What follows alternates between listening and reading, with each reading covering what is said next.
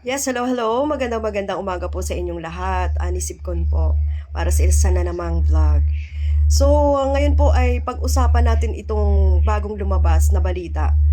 Tungkol nga doon sa inaasam-asam nating libreng kuryente. Libreng bayad ng kuryente sa 2,000 pababa. Siyempre, ito po ay galing kay Marcoleta. No, na ngayon ay dinededma-dedma na lang niya. Pagkatapos ng eleksyon, nananalo na siya. Hindi niya na lang ito binabanggit man lang. Nasabi niya noon, iboto nyo lang ako, ay babayaran or ililibre ko ang 2,000 kuryente pababa sa inyong bill. Pero nung manalo siya, ay baliwala na lang ito ni hindi na nga nababanggit.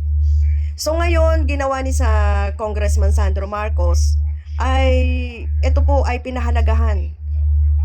So siguro nung nakikita niya na wala na talaga na paramdam at hindi na talaga ito binabanggit ni Marcoleta, ay nagdesisyon na siya. Kasi ito po ay ito ang panawagan ng taong bayan. O ito yung wishful thinking ng mga Pilipino. Na yun man lang na 2,000 kada bahay. Alam naman natin dito sa Maynila na ganun ang singilan ng kuryente na napakataas.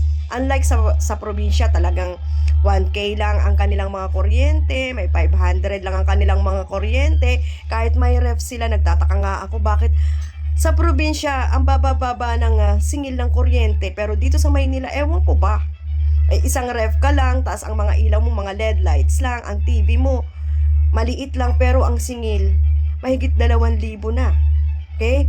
So, ito po ay nakita ngayon ni Sandro Marcos at nakita natin na itong batang ito ay merong malasakit talaga sa sambayan ng Pilipino.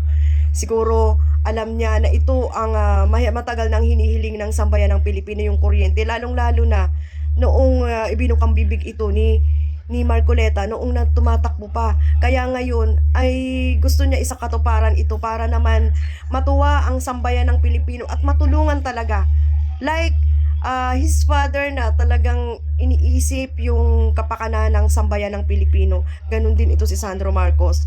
So hanggang ngayon wala pa tayong pahayag, wala pa tayong nakikitang pahayag ni Marcoleta mula noong kahapon pa yata ito kasi kahapon medyo busy ako, hindi ko nakita yung mga balibalitaan until kagabi bago ako matulog ay nakita ko sa isang vlog.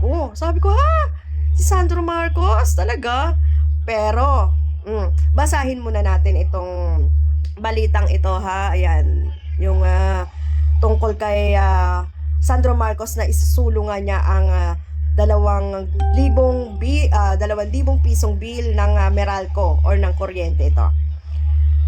Eto House Bill 2700 or 2700, libreng kuryente para sa maliliit ang konsumo. Okay?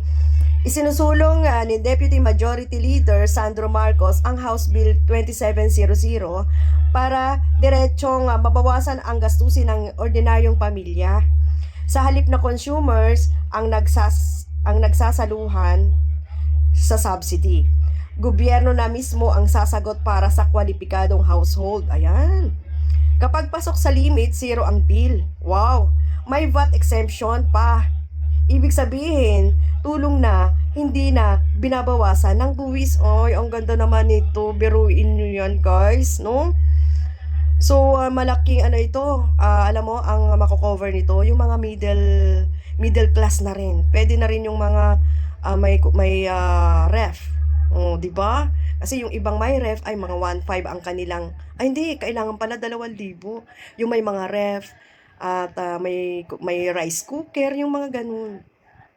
Nakalagay sa House Bill 2700, lahat ng kumukonsumo na hanggang 135 kilowatts o hindi susobra sa 2,000 piso per month ay magiging libre na sa kanilang babayaran sa kuryente. Di ba? Ang punto ng batas simple, hindi luho ang kuryente kundi pangangailangan. Para ito sa minimum wage earners, pamilyang nasa probinsya, seniors na kasama sa bahay, students at home-based workers na umaasa sa ilaw at internet. Hindi lang ito subsidy, kundi cost of living reform para maramdaman ang ginhawa sa loob mismo ng tahanan. O, di ba? So, anong masasabi dito ni Marcoleta? Siguro sasabihin na naman yan, galing yan sa akin. Ako ang nagpanukala niyan.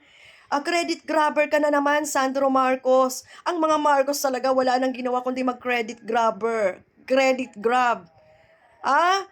Oy Marcoleta, 9 months na. Inip na ang taong bayan para sa iyong pangako. Dapat ganyan ang gagawin mo. I-house bill mo ito at isusulong mo talaga ito.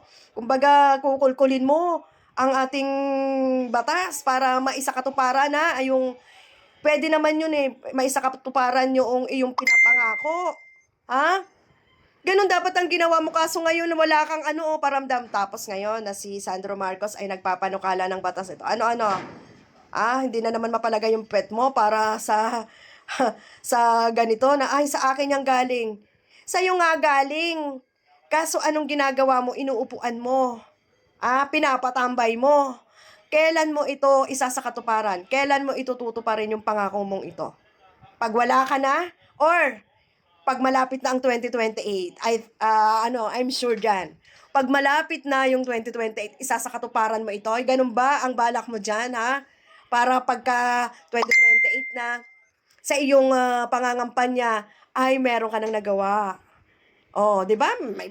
Meron pa nga kaming nakitang video, meron nga akong ina-vlog dyan, na galing sa ating mga kaibigan mga vlogger, ay hindi ka lang nangangako na uli, kundi talagang nangangampanya ka na uli na yung 200 kilowatts na kuryente, yun na lang raw ang babayaran mo. Another pangako? Hindi magkakanda patong-patong na yung pangako mo. O ano ngayon ang masasabi mo? Na naunahan ka na ni Sandro Marcos sa iyong sa iyong mga pinapangako. Isa sa katuparan na ito ni Sandro Marcos o na kanino na ang credit. Di kaya Congressman Sandro Marcos na.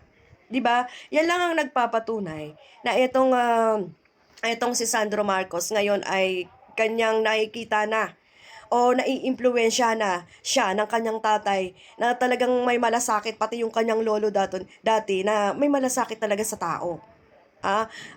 Pinapakinggan na nila ngayon ang daing ng mga Pilipino, or masasabi ko rito na naaawa na talaga sila sa kanilang mga kababayan dahil nga sa mga ginawa na ang mga gabinete nito or ng mga politiko na to na nagnakaw lang or nangurap lang.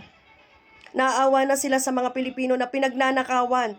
Kaya ngayon, siguro ang kanilang mga isipin ay pagbigyan naman natin ang mga Pilipino, ang ating mga kababayan para sa kanilang kaginhawaan. 'Di ba? So napakaganda nitong ginawa nila.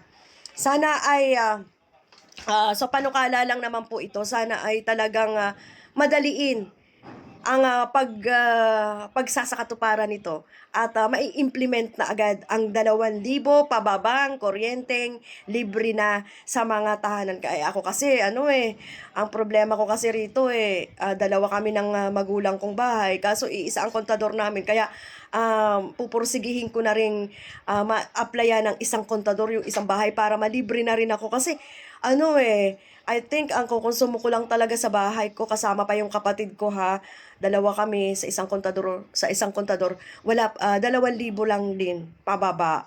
Okay? So ibig sabihin yung 2,000 pababa or yung mga 1,500 cover na rin siguro dito dahil 2,000 pababa cover na siguro yan dito, yung mga 1,500, yung mga 1,600, di ba?